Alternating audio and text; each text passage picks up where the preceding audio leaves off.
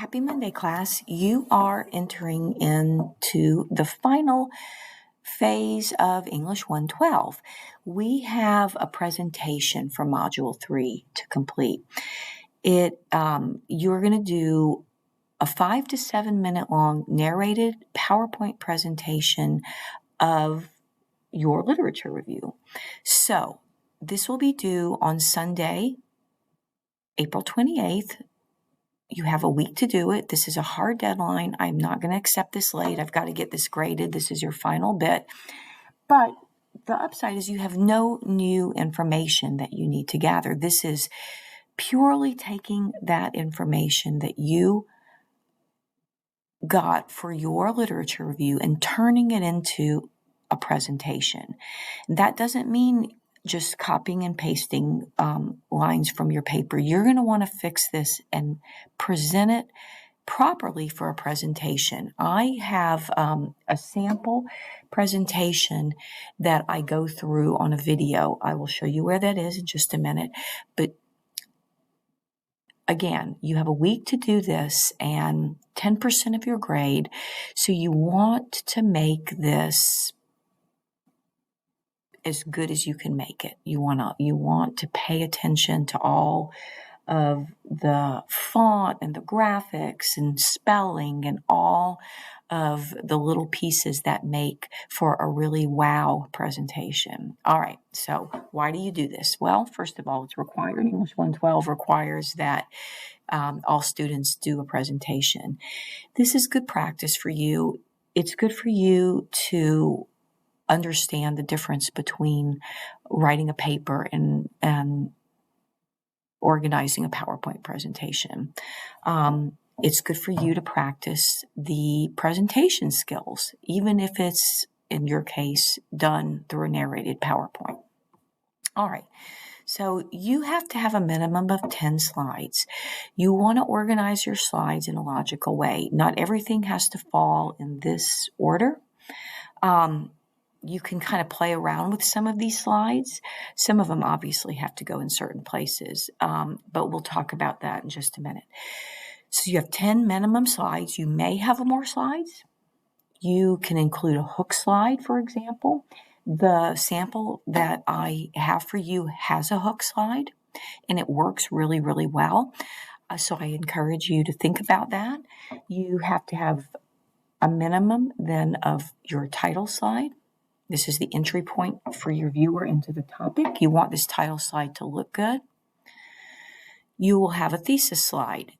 You are going to include your thesis statement. Now, presentation tip, I recommend that you bullet your main concept themes. And you will see that when you go and look at the sample presentation. You'll see what I'm talking about.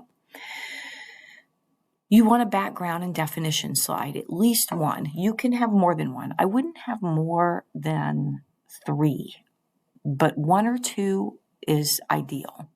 You want to include any crucial information that you think the viewer needs to know about your topic. You've got to have a minimum of 3 main concept slides. Those are those main concepts that you identified in your literature review.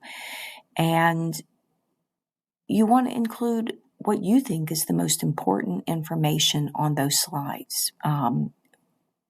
What did you learn? What did you synthesize? What information really is important for the viewer to know about that particular concept?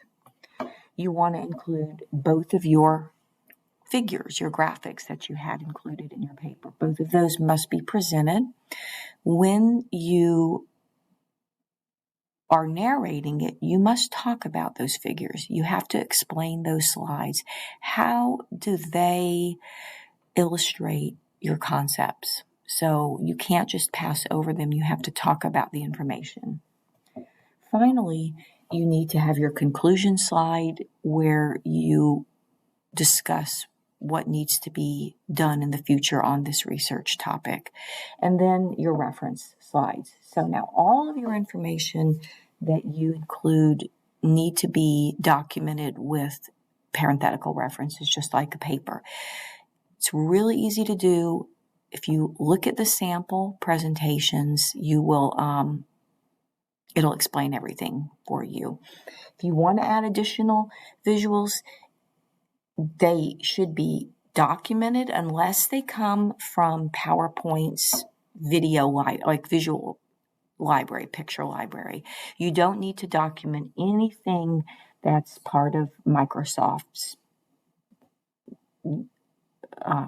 pictures. That, if you do use like a design feature, or you incorporate Microsoft PowerPoint pictures from their database of pictures, you don't have to document those, but anything else need to be documented.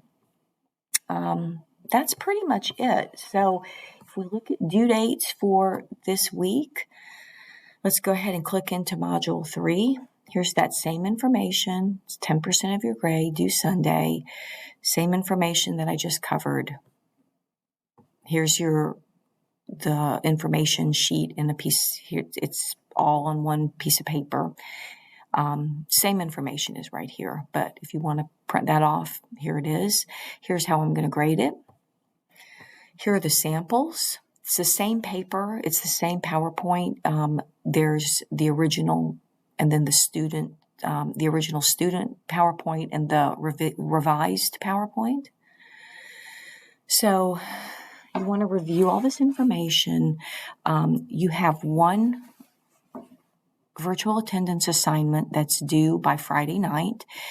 It's the peer review of your presentation. So you need to submit your draft presentation down here at the discussion board. You know the routine. There's no